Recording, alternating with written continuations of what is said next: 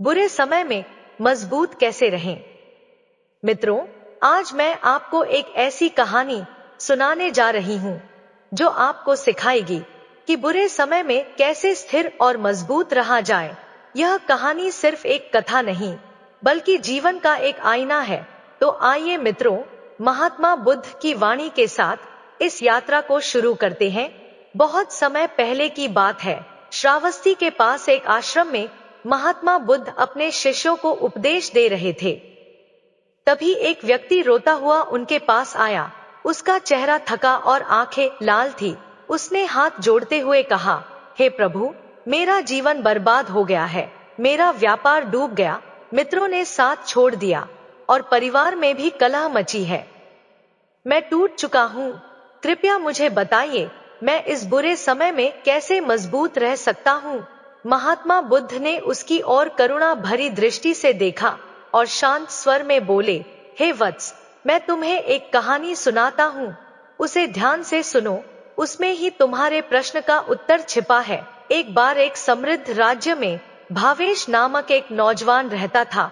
वह साहसी और परिश्रमी था, लेकिन जब भी उसके जीवन में कठिन समय आता, वह हार मान जाता और भागने का प्रयास करता।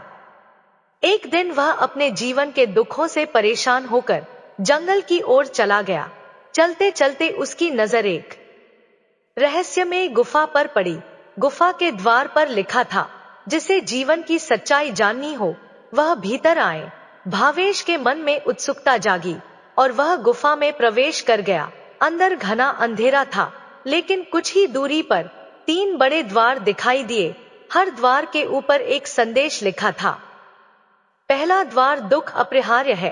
पहला द्वार खोला, उसने देखा कि सामने एक विशाल नदी है, जिसमें एक वृद्ध औरत अपने डूबते हुए पुत्र को बचाने की कोशिश कर रही थी। वह रो रही थी और बार बार चीख रही थी, हे भगवान, दुख मुझे ही क्यों मिला।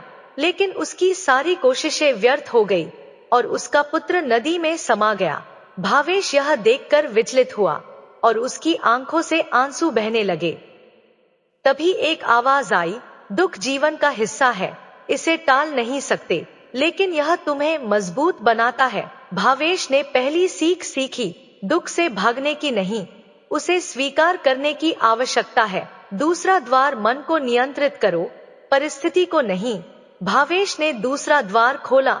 उसने देखा कि एक किसान अपनी सूखी हुई फसल के आगे बैठा था और आसमान की ओर देखकर कोस रहा था। लेकिन थोड़ी ही दूरी पर एक दूसरा किसान था, जिसकी फसल भी सूख गई थी, लेकिन वह खेत में हल चला रहा था और बीज बो रहा था। भावेश ने किसान से पूछा, तुम्हें पता है कि बारिश नहीं हुई और तुम्हारी फसल फिर से खराब हो सकती है, फिर तुम क्यों प्रयास कर रहे हो।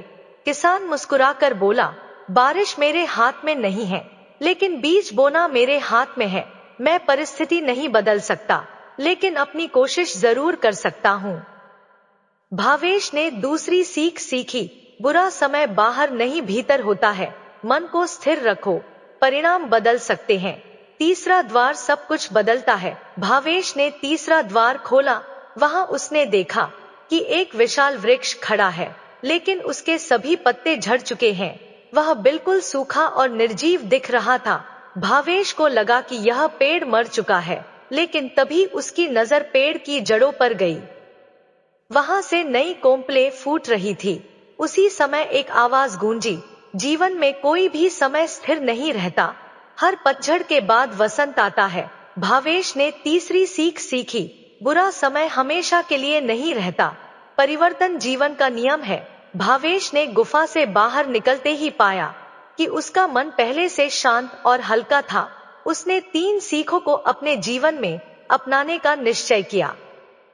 तब वह व्यक्ति महात्मा बुद्ध को हाथ जोड़कर बोला, हे भगवान, मैंने समझ लिया कि बुरा समय हमें तोड़ने नहीं, बल्कि हमें गढ़ने आता है। दुख जीवन का हिस्सा है, लेकिन हमें उससे भागना नहीं चाहिए।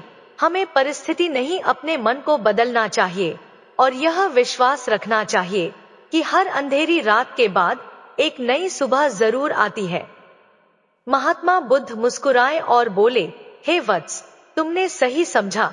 बुरे समय में जो व्यक्ति स्थिर रहता है, वही सच्चा विजेता बनता है। फिर वह व्यक्ति महात्मा बुद्ध को प्रणाम किया और अपने घर के लिए निकल गया। मित्रों, उस व्यक्ति का नाम कबीर था। उसने गौतम बुद्ध की सीख के अनुसार दुख को स्वीकार किया, मन को नियंत्रित किया और परिवर्तन की प्रतीक्षा की। लेकिन समय जैसे थम गया था। महीनों की कड़ी मेहनत के बावजूद खेत की मिट्टी सूखी रही, व्यापार में लगातार घाटा हुआ और कर्जदार की आवाजें हर दिन तीखी होती गई। गांव के लोग भी अब उस पर हंसते थे। एक रात थकान और हताशा से घिरा कबीर नदी के किनारे बैठा था। उसकी आंखों में आंसू थे। उसने आसमान की ओर देखा और मन ही मन कहा, क्या मेरी सारी कोशिशें व्यर्थ हैं? क्या यह अंधेरा कभी खत्म नहीं होगा? अचानक उसे पीछे से एक जानी पहचानी आवाज सुनाई दी। उसने मुड़कर देखा, गौतम बुद्ध खड़े थे। उनकी आंखों में वही करुणा थी जो कबीर ने पहली बार देखी थी। महात्मा बुद्ध ने कहा, हे वत्स, तुमने बहुत सहन किया है, लेकिन यह समय हार मानने का नहीं है। आओ मैं तुम्हें एक और कहानी सुनाता हूँ। उसमें तुम्हारे प्रश्नों का उत्तर मिलेगा। एक समय की बात है, एक किसान को बांस के पेड़ बहुत पसंद थे। उसने अपने खेत में बांस के बीज बोए और हर दिन उनकी देखभाल करने लगा। वह रोज मिट्टी को सींच धूप से बचाता और प्यार से देखता। पहला साल बीत गया, कोई अंकुर नहीं निकला। दूसरा साल बीता, फिर भी मिट्टी खाली रही। तीसरा और चौथा साल भी बीत गया, लेकिन जमीन के ऊपर कुछ नहीं उगा। गांव के लोग हंसते हुए कहते, तुम पागल हो, इतने सालों से मेहनत कर रहे हो और तुम्हें कुछ नहीं मिला। लेकिन किसान ने जवाब दिया, बांस अपनी जड़ों में बढ़ रहा है। मेरी आंखें भले उसे ना देखें, लेकिन धरती के नीचे उसका विकास हो रहा है। 5वें साल की पहली बारिश के साथ ही चमत्कार हुआ। बांस के अंकुर मिट्टी फाड़कर बाहर निकले और फिर सिर्फ 6 हफ्तों में बांस के पेड़ 100 फीट ऊंचे हो गए। कबीर ने आश्चर्य से पूछा, इतनी तेजी से कैसे उग गए? महात्मा बुद्ध मुस्कुराते हुए बोले, हे वत्स, बांस के पेड़ ने पहले 4 साल अपनी जड़ों को मजबूत किया। अगर उसकी जड़ें गहरी नहीं होती तो वह 100 फीट की ऊंचाई पर खड़ा नहीं रह सकता था। किसान का धैर्य उसकी सबसे बड़ी ताकत थी। कबीर इस कहानी से प्रेरित हुआ। उसने सोचा, शायद मेरी मेहनत भी किसी बांस की जड़ की तरह जमीन के नीचे बढ़ रही है। मैं हार नहीं मानूंगा। अगले ही दिन उसने फिर से अपने खेत की मिट्टी को जोता और बीज बोए, लेकिन किस्मत ने उसकी परीक्षा अभी खत्म नहीं की थी। अचानक गांव में अकाल पड़ गया। लोग अपना गांव छोड़कर जाने लगे। कबीर के दोस्त भी उसे समझाने आए कि यह भूमि अब कुछ नहीं देगी, चलो किसी और गांव चलते हैं, वहां काम मिलेगा। कबीर के मन में भी द्वंद्व हुआ, क्या वह हार मान ले, क्या वह अपनी सारी मेहनत छोड़कर चला जाए? लेकिन तभी उसे किसान और बांस की कहानी याद आई। उसने खुद से कहा, अगर आज मैं चला गया तो मेरी सारी जड़ें टूट जाएंगी। मैं यहीं रहूंगा, यही मेरी भूमि है। और कबीर ने गांव छोड़ने से इनकार कर दिया। कबीर ने भूख, प्यास और अकेलेपन की पीड़ा सही।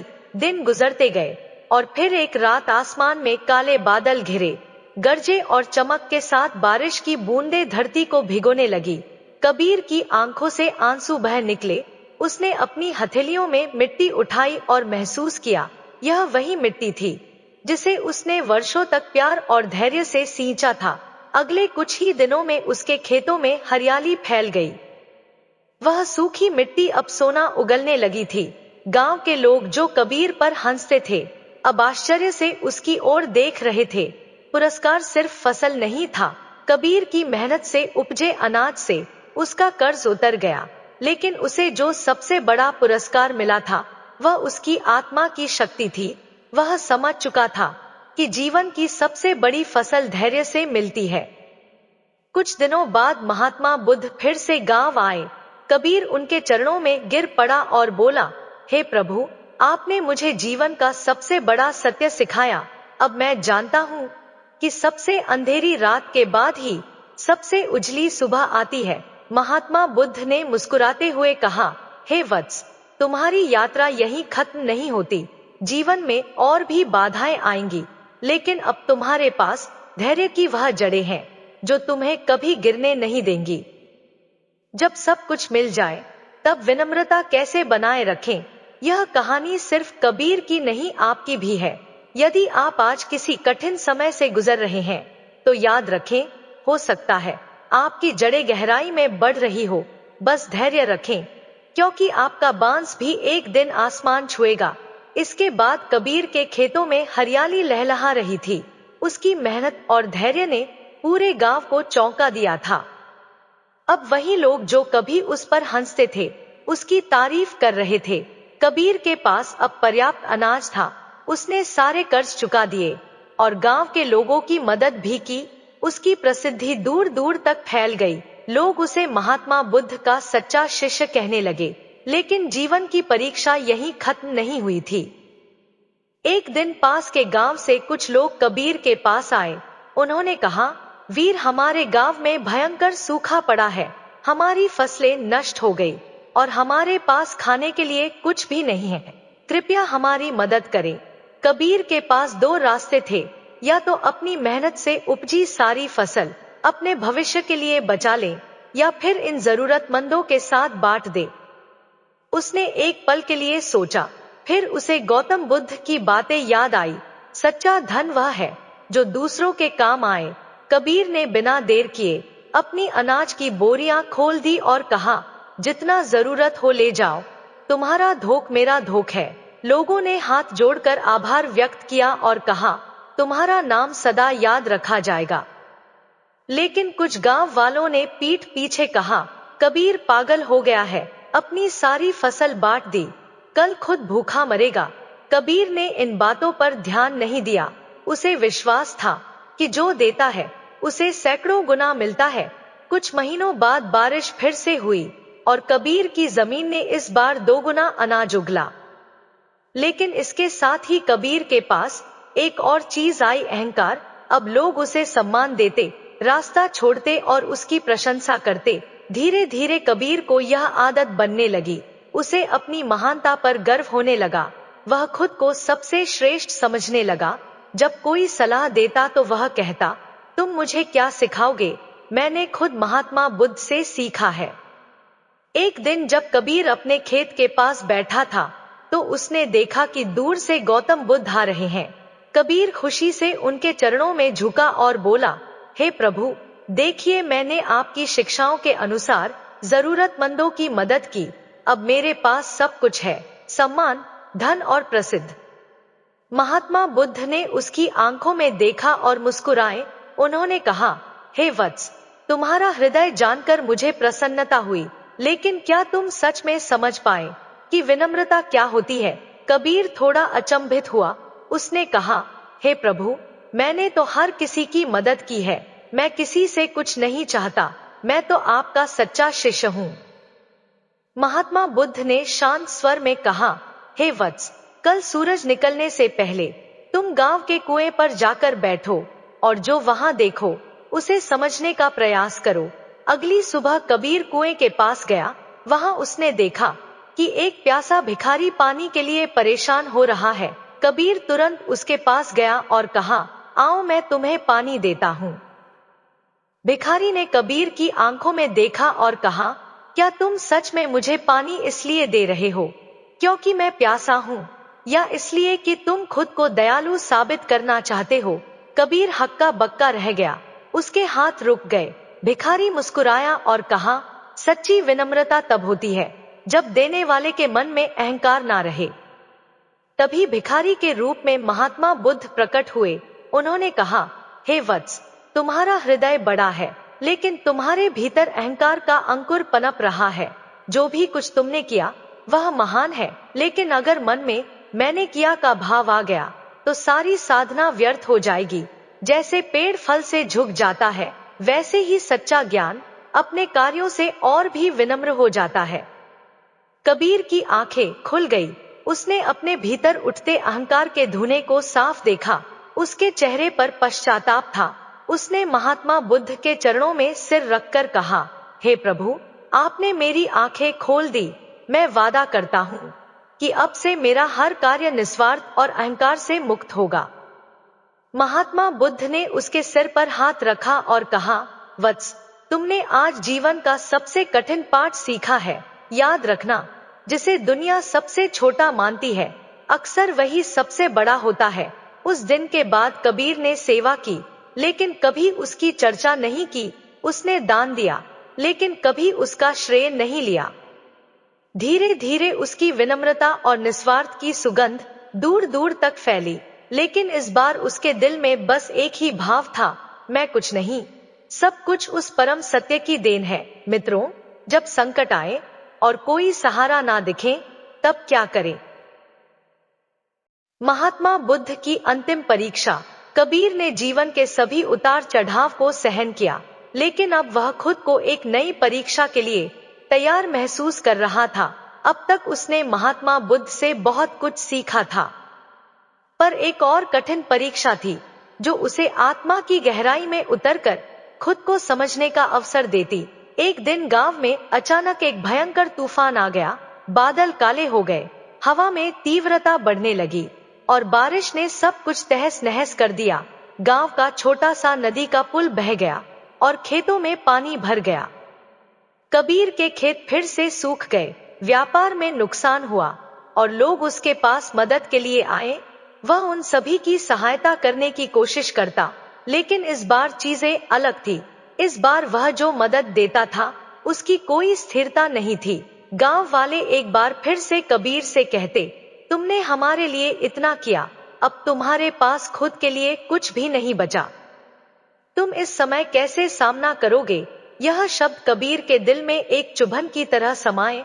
उसे खुद से डर लगने लगा। क्या वह फिर से बिना किसी की मदद के अकेला रह जाएगा?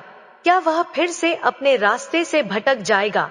क्या अब उसकी मेहनत, धैर्य और विनम्रता सब कुछ व्यर्थ हो जाएंगे? लेकिन कबीर को एक बात याद आई। महात्मा बुद्ध ने कहा था, जब तुम अंधेरे में होते हो तो यह समझो कि रोशनी बहुत करीब है। तुम हर चुनौती में उस प्रकाश को देख सकते हो, अगर तुम्हारी आंतरिक दृष्टि साफ हो। कबीर ने एक गहरी सांस ली और खुद को याद दिलाया, धैर्य और आत्मविश्वास से कोई भी तूफान नहीं उड़ा सकता। यह समय भी बीत जाएगा।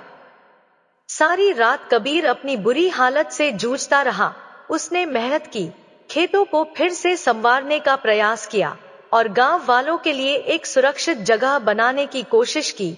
रात भर की मेहनत के बाद जब सूरज उगा तो देखा कि एक नई उम्मीद की किरण फैली थी। सब कुछ बर्बाद होने के बावजूद उसने आत्मविश्वास बनाए रखा था। इस दौरान गौतम बुद्ध फिर से उसके पास आए। उन्होंने कबीर के चेहरे पर थकान देखी, लेकिन साथ ही वह आत्मविश्वास भी महसूस किया, जो कबीर ने संघर्ष के बावजूद अपने भीतर बनाए रखा था। महात्मा बुद्ध ने कहा, हे वत्स, तुमने जीवन के सबसे बड़े सत्य को समझ लिया है। तुम्हारी शक्ति कभी बाहर नहीं थी, वह हमेशा तुम्हारे भीतर थी। यह तूफान और बर्बादी तुम्हारी परीक्षा थे और तुमने उसे पार कर लिया। कबीर की आंखों में आंसू थे, लेकिन अब वह आंसू भय और दर्द के नहीं, बल्कि शांति के थे। उसने महात्मा बुद्ध से कहा, हे प्रभु, अब मुझे समझ में आता है। मैं जीवन को चुनौती नहीं मानता, बल्कि एक अवसर मानता हूँ। हर कठिनाई मुझे मजबूत करती है और हर चुनौती मुझे नई समझ देती है। महात्मा बुद्ध ने मुस्कुराते हुए कहा, हे वत्स, अब तुम वह बन चुके हो जो मैं चाहता था। तुमने सही अर्थ में जीवन को समझा है। तुम्हारा मार्ग कभी भी नहीं रुकेगा, क्योंकि तुम अब सत्य के साथ हो। कबीर ने जीवन के इस अध्याय को समाप्त किया। उसने अपनी आत्मा को शांति दी और अब उसे किसी चीज की कमी नहीं थी। उसने समझ लिया था कि जीवन एक सतत यात्रा है और उसकी शक्ति उसकी आत्मा में है। अब वह किसी तूफान या संकट से नहीं डरता था, क्योंकि उसने आत्मविश्वास और शांतिपूर्ण मन की शक्ति को जान लिया था। यही था कबीर का अंतिम सत्य। जब तक हमारा दिल शांत है, कोई भी बाहरी तूफान हमें झुका नहीं सकता। और यही था गौतम बुद्ध का अंतिम संदेश। आत्मा का दृढ़ विश्वास ही हमारी सबसे बड़ी शक्ति है। कबीर की कहानी यहीं खत्म होती है, लेकिन इसका संदेश आज भी हमारे साथ है। जीवन में चाहे कितनी भी मुश्किलें आएं, अगर हमारे पास धैर्य, आत्मविश्वास और विनम्रता हो, तो हम किसी भी तूफान का सामना कर सकते हैं। महात्मा बुद्ध ने हमें यही सिखाया, जीवन में सबसे महत्वपूर्ण नहीं है वह जो बाहरी दुनिया से प्राप्त करे, बल्कि जो भीतर से आता है। अंत में हम सभी को यह याद रखना चाहिए कि जब तक हम खुद से जुड़े हैं, तब तक हम कभी भी हार नहीं सकते। मित्रों, कहानी कैसी लगी? कमेंट बॉक्स में कमेंट करके जरूर बताएं। वीडियो को लाइक शेयर करें और हमारे चैनल को सब्सक्राइब करें। आप सभी का धन्यवाद।